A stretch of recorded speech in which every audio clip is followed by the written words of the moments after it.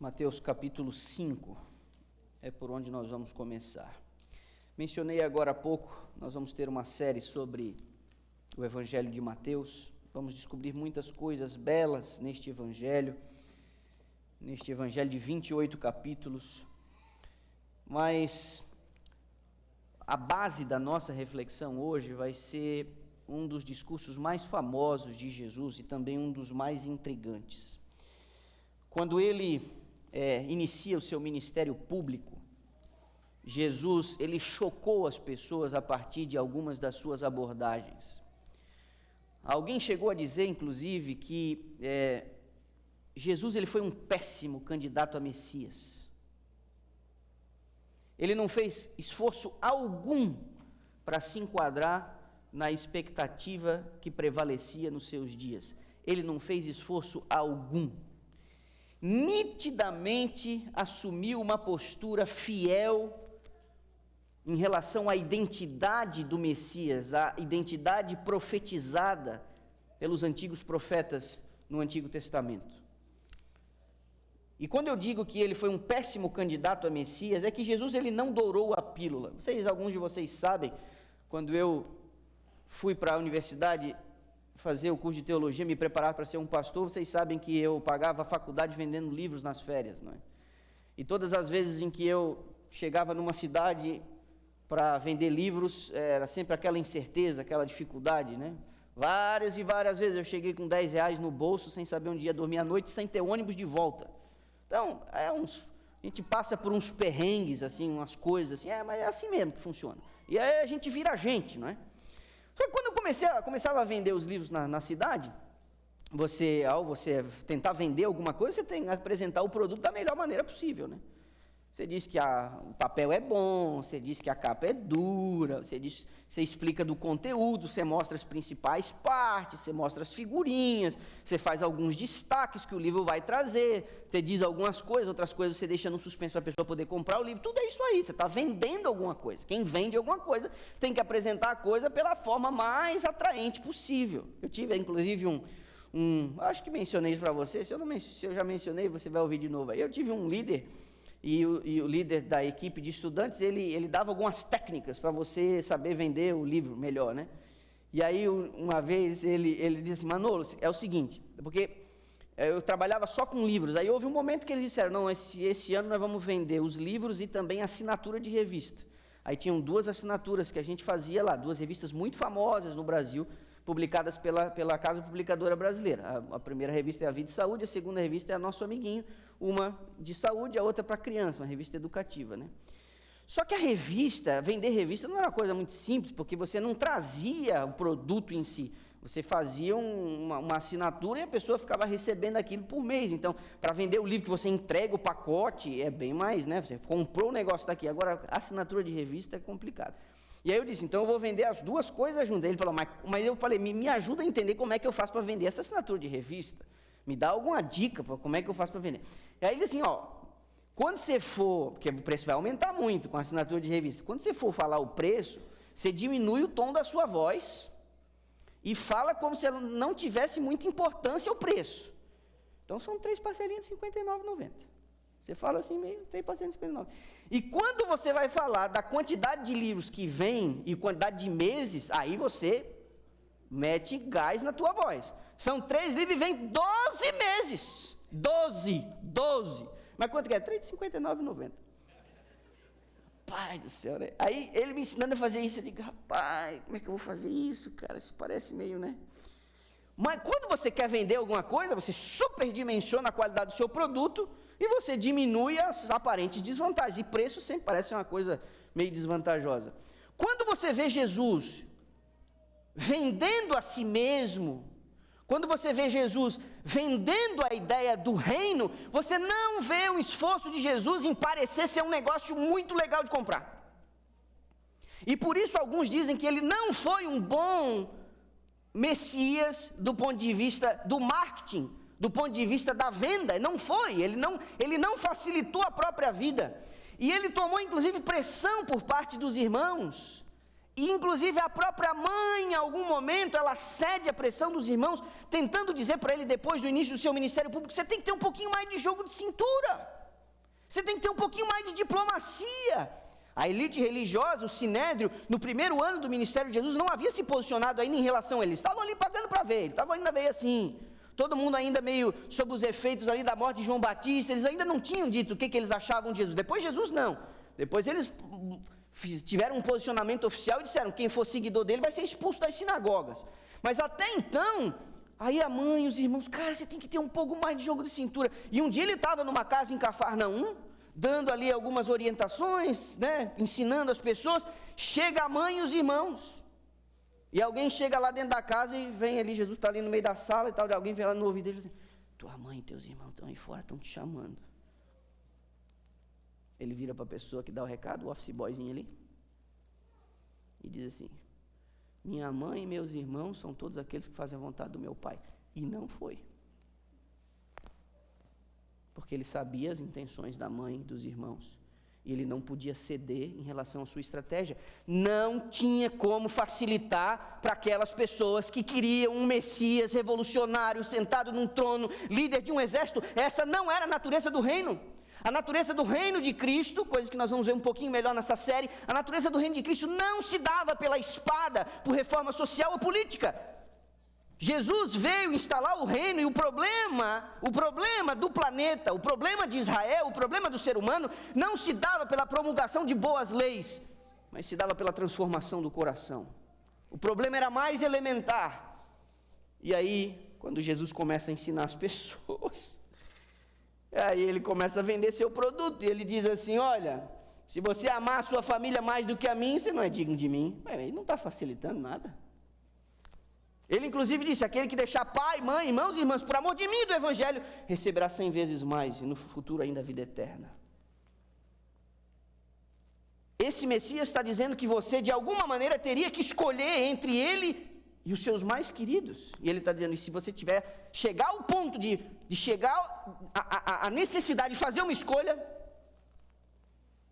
não oscile, primeiro eu. Hoje a gente está aí nesse negócio, né, de seja você mesmo. Não, a Bíblia não diz isso, a Bíblia diz negue-se a si mesmo.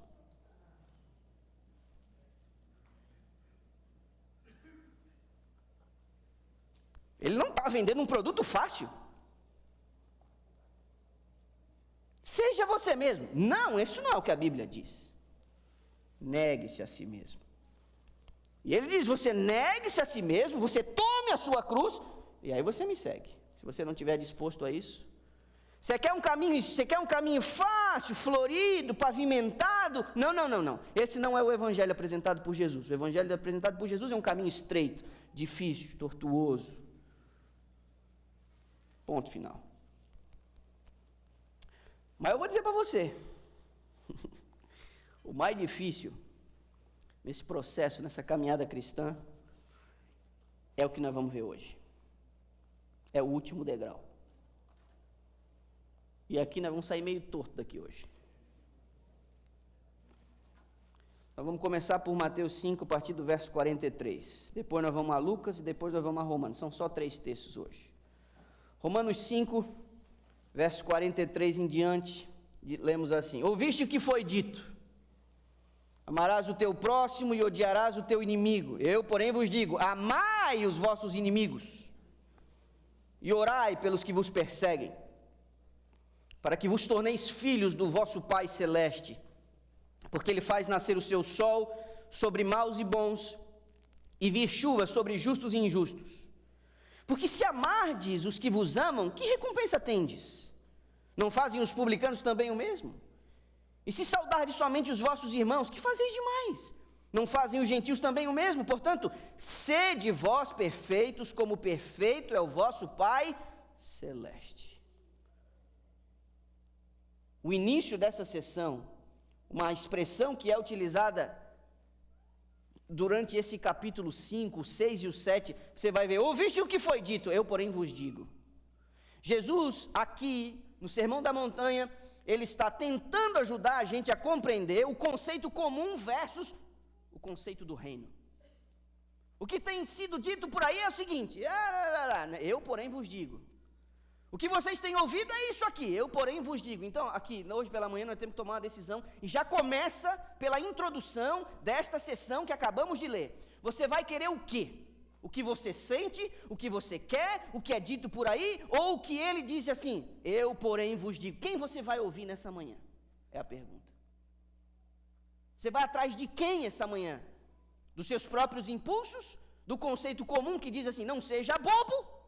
Ou do que a Bíblia está dizendo, eu, porém, vos digo.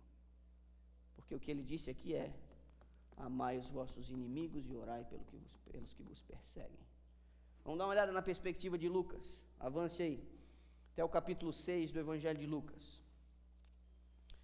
Lucas traz alguns detalhes adicionais. Ambos estão relatando o mesmo sermão, ambos estão relatando a mesma fala.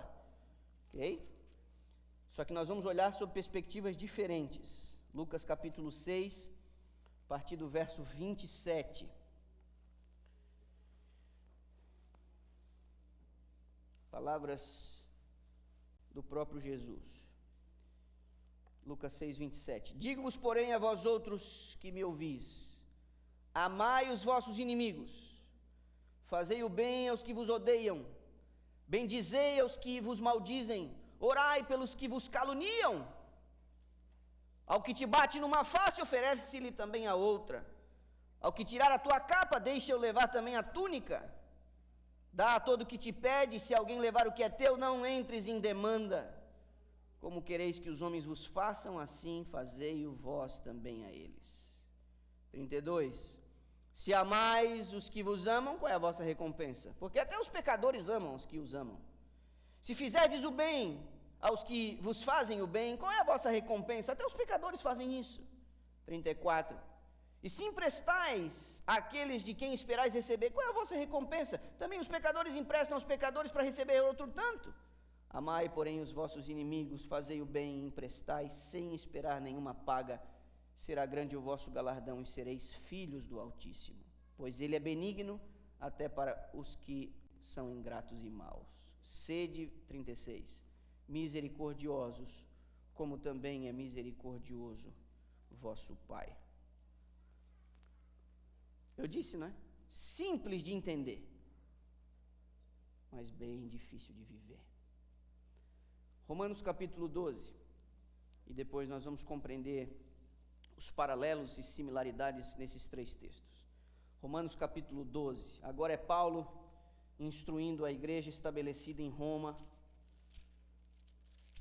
tratando ali algumas questões, verso 14, Romanos 12, 14 em diante, lemos assim: abençoai os que vos perseguem, abençoai e não amaldiçoeis, alegrai-vos com os que se alegram, chorai com os que choram, tende o mesmo sentimento uns para com os outros, em lugar de seres orgulhosos, condescendei com o que é humilde, não sejais sábios aos vossos próprios olhos, não torneis a ninguém mal por mal, esforçai-vos por fazer o bem perante todos os homens, se possível, verso 18, quanto depender de vós, tende paz com todos os homens.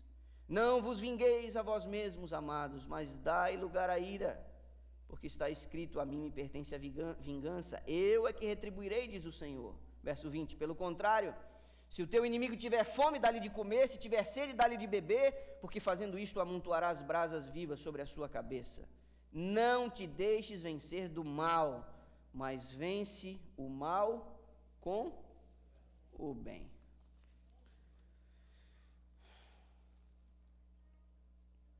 Para fechar a Bíblia aqui, ó. Podemos fazer isso também. Vocês me permitem algumas observações, porque para mim está claro. Claro.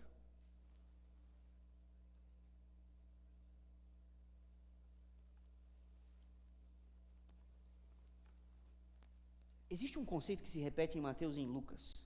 Você reparou? Ele diz assim, isso aí qualquer um faz. Você reparou?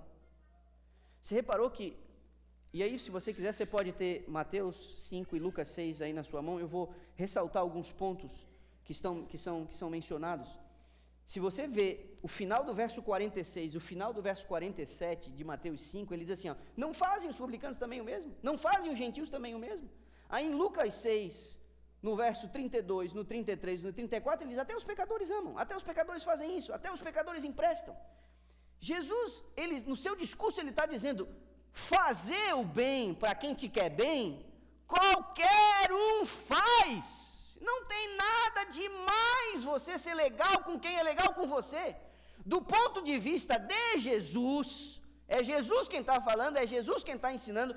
Quando você faz bem aos que te querem bem, isso não tem nada demais. É a coisa mais normal do mundo, porque você não precisa nem ser crente para fazer uma coisa dessa. As afeições naturais do ser humano, o que ainda tem de preservado de Deus no ser humano, leva qualquer um a fazer o bem e retribuir. Eu tive um cachorro, morreu atropelado, coitado. Eu fazia um experimento com ele, porque meu cachorro era um cachorro engraçado, a língua roxa, todo preto. Quando ele estava deitado assim, no escuro na garagem, se eu entrasse, assim, não dava para saber onde era a cabeça, onde era o rabo, não dava, era uma bola preta assim. E aquele meu cachorro, eu dizia assim para ele, chegava na frente dele e eu dizia, se você fizer isso eu vou te bater. E ele balançava o rabo assim, porque eu saía com o carro, a garagem ficava aberta, ele ficava na ponta. Aí às vezes eu descia do carro para fechar o portão, e eu dizia assim, experimenta sair para ver se eu não te dou uma bela de uma surra. E ele balançava o rabo assim. Era o tom da minha voz. Aí às vezes eu chegava com ele, ele pegava ele pela barba, que assim, olhava para ele, eu te amo, miserável, eu te amo. Aí ele ficava meio assustado assim. Não era o que eu dizia, mas era como eu dizia. As coisas mais naturais, as coisas mais simples que a gente faz, elas estão afetadas pelas nossas relações aí, não é? Você dá um presente para um filho, você se sacrificar por um filho, você fazer alguma coisa pelo seu pai, pela sua mãe, pelo seu irmão, você tira do bolso, você fica acordado de noite, você socorre de madrugada, você vai rebocar ele lá do outro lado da cidade, isso aí todo mundo faz. Biblicamente falando, todo mundo faz, Jesus está dizendo, você não está fazendo nada demais. Problema? O problema é que a nossa inclinação, ela é outra. E quando Paulo vai falar lá em Romanos, ele diz assim, ó, não se vingue, meu irmão. Ele está falando de gente que a gente não gosta. E lá no verso 19 do capítulo 12, ele está dizendo, não se vingue. Não tente retribuir, não dá o troco. A vingança pertence a Deus, a retribuição pertence a Deus. Não dê o troco. Meu irmão, eu vou dizer um negócio para você. Uma das piores coisas que existe para um cristão fazer, uma das coisas mais vergonhosas para um cristão, é quando ele se ressente de alguma coisa e ele planeja dar o troco com maldade. Isso é uma vergonha.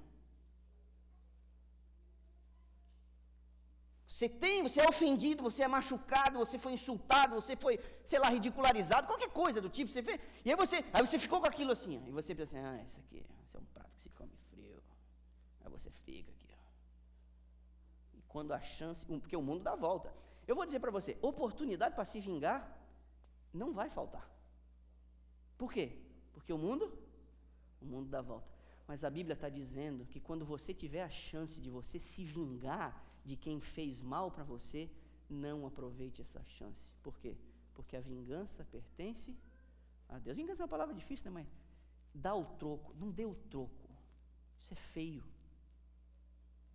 Normalmente as pessoas que são más e fazem maldades, a vida dá um jeito de devolver a lapada, mas não seja você o instrumento da lapada.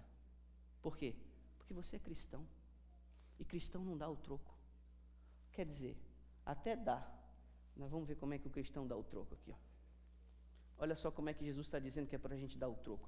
Só que antes de a gente entender como é que o cristão dá o troco, nós vamos entender que o tipo de troco que a gente dá contra alguém que nos fez mal, revela de quem nós somos filhos. Eu pedi para você pegar Mateus 5 e Lucas 6, né? Repare no verso 45 de Mateus 5, no início do verso 45, diz assim, ó, depois de ele dar a instrução, amai, orai, ele diz no início do verso 45 assim, ó, para que vos torneis filhos do vosso Pai Celeste. Já Lucas, lá no finzinho, no verso 35, ele diz assim, ó, depois que ele fala, amai, fazei o bem, ele diz assim, ó, e sereis filhos do Altíssimo. Olhe para mim, meu irmão, tanto Mateus quanto Lucas, numa linguagem muito similar, diz assim, ó, para que você seja filho. E aí Lucas diz, para que você seja filho. Filhos de Deus não se vingam. A identidade do filho de Deus, ela está baseada no fato de que nós não damos o troco naqueles que nos fazem mal.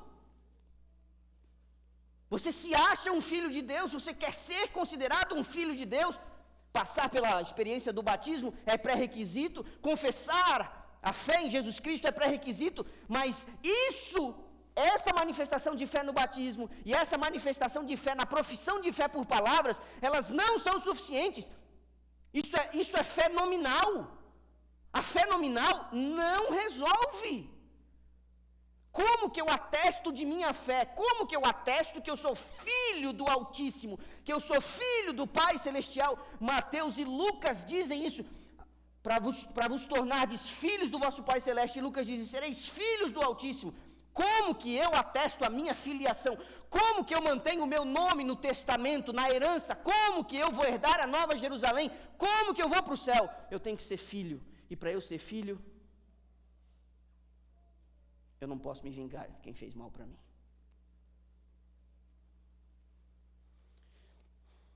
Mas eu disse, como é que a gente dá o troco então? Olha as expressões. Vamos lá. No verso 44, Jesus diz assim, ó, amai os vossos inimigos, orai pelos que vos perseguem. Em Lucas 6, no verso 27, ele diz, amai os vossos inimigos, fazei bem aos que vos odeiam. No verso 28 ele diz, bendizei aos que vos maldizem, orai pelos que vos caluniam. Lá no verso 35 ele diz, amai os vossos inimigos, fazei o bem aos vossos inimigos. Em Romanos 12, no verso 14 ele diz, abençoai os que vos perseguem. No verso 17 ele diz, esforçai-vos por fazer o bem. No verso 18, quanto depender de vós, tendes paz com todos os homens. No verso 20, dai-lhe de comer, dai-lhe de beber, amontoe brasa sobre a sua cabeça, vença o mal com o bem. É assim que os filhos de Deus dão o troco. Alguém machucou você?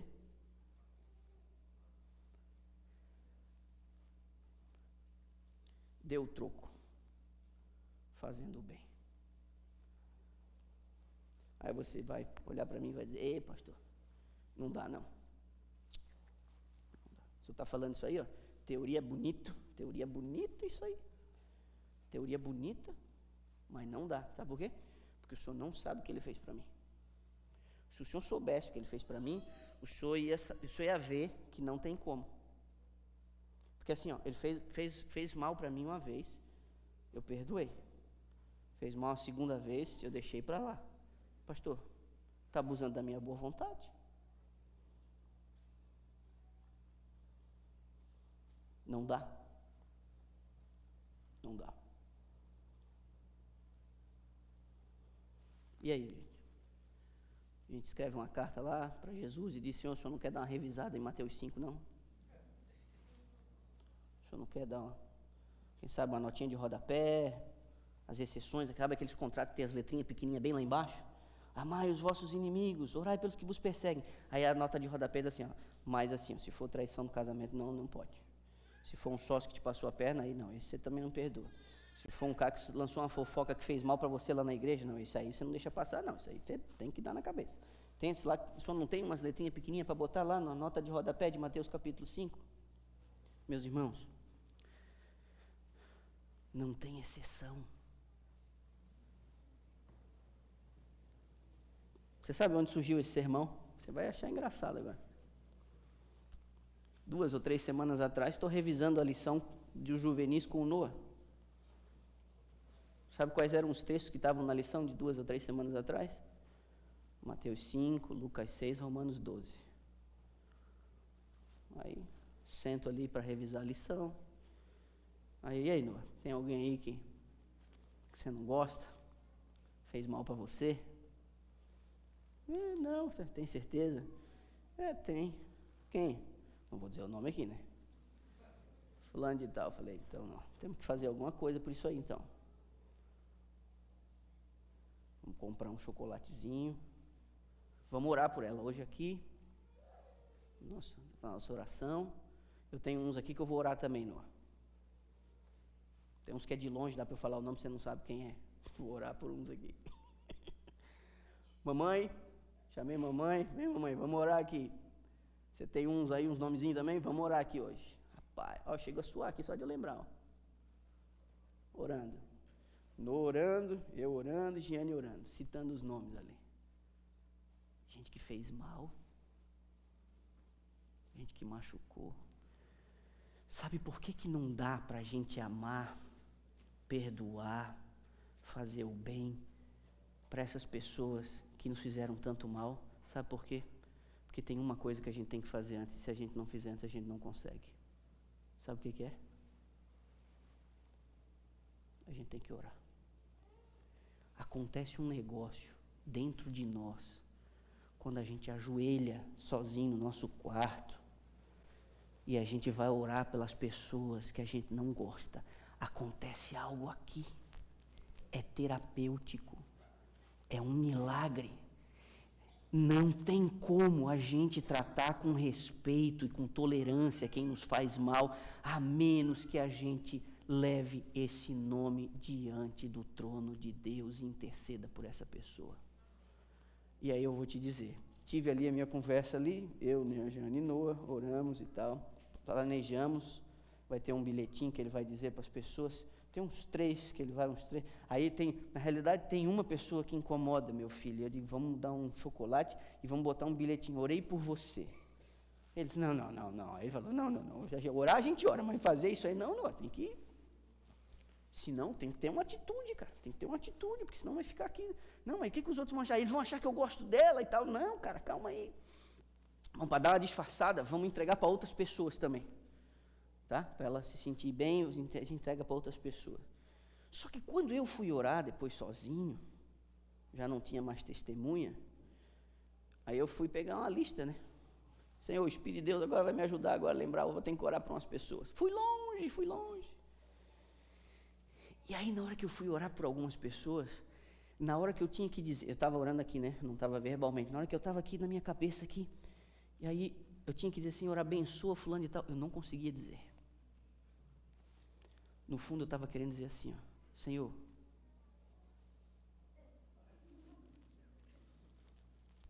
ajuda o fulano a entender a besteira que fez.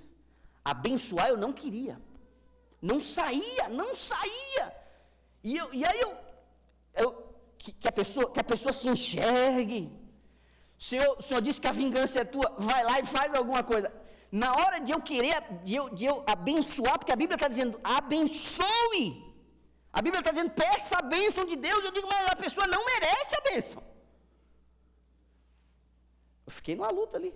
Estou sendo franco aqui com você. Nós somos tudo feito do mesmo barro aqui, gente. Tudo feito do mesmo barro. É difícil. Mas esse é um negócio que você vence na oração. Você tem que orar por essas pessoas nominalmente. Fulano de tal, Senhor. Abençoa o fulano de tal. Acontece algo em nós. E eu vou te dizer que naquela quinta noite, do dia que eu revisei a lição com o Noah, depois fui orar sozinho, tinha coisas que eu estava sentindo. Nunca fiz mal para a pessoa, nunca revidei, tá? Nunca agi de maneira deliberada para fazer mal para essas pessoas que eu tinha problemas aqui no meu coração. Algumas pessoas, até colegas de profissão. E alguns sentimentos aqui, preservados aqui por anos. E nessa quinta-feira à noite, depois que eu levantei da oração, que eu tive que dizer, abençoa fulano e tal, cara, que leveza que eu senti. Que leveza! Eu não sei se a vida vai me colocar no mesmo ambiente que algumas dessas pessoas de novo, eu não sei. Mas se isso acontecer, agora eu me sinto preparado. Me sinto preparado a fazer o bem. Por quê? Porque eu orei por elas. Pode ser que você precise orar, não só na quinta noite, pode ser que você precise de uma vigília inteira, semanas, meses, alguns anos, não sei. Mas isso que a Bíblia está mandando a gente fazer começa com a oração. Parece ser tão simples, mas Jesus fala, ore por essas pessoas. Ore por essas pessoas. São as expressões que são utilizadas aqui. Os filhos do Altíssimo têm esse tipo de comportamento e esse tipo de atitude. Eles dão o troco fazendo o bem e não fazendo o mal.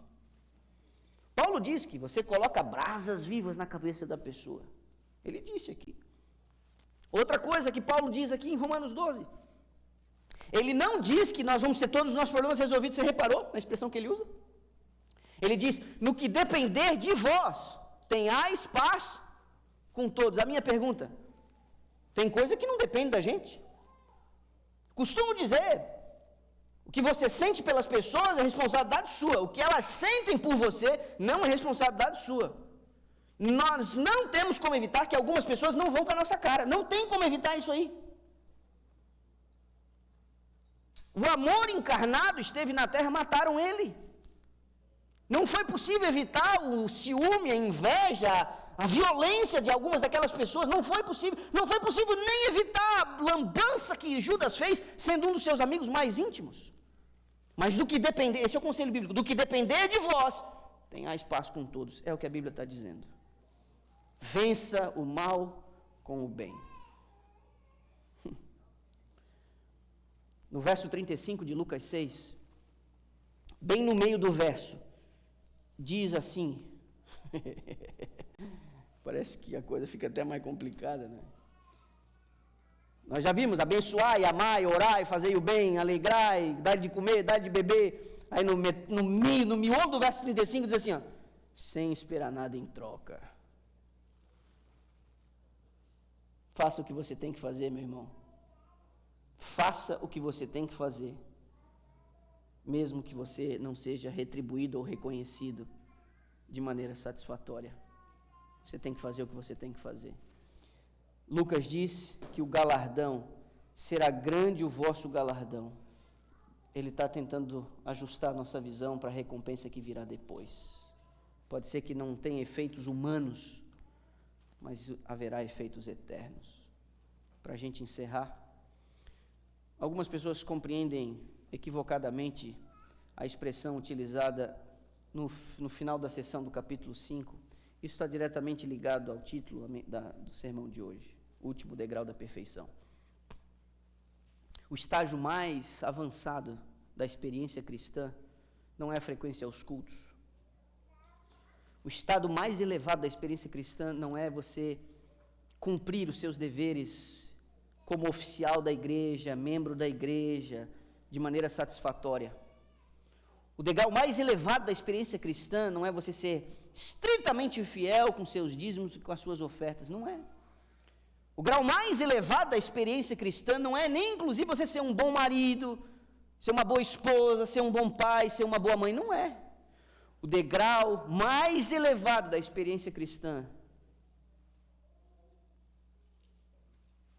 é você amar, orar, interceder e abençoar as pessoas que não gostam de você.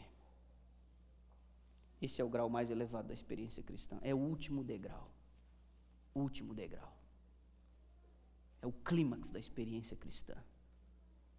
Isso só é possível pela atuação extraordinária do Espírito de Deus em nosso coração, implantando a imagem de Cristo em nossa alma, refletindo a pessoa de Cristo em nós.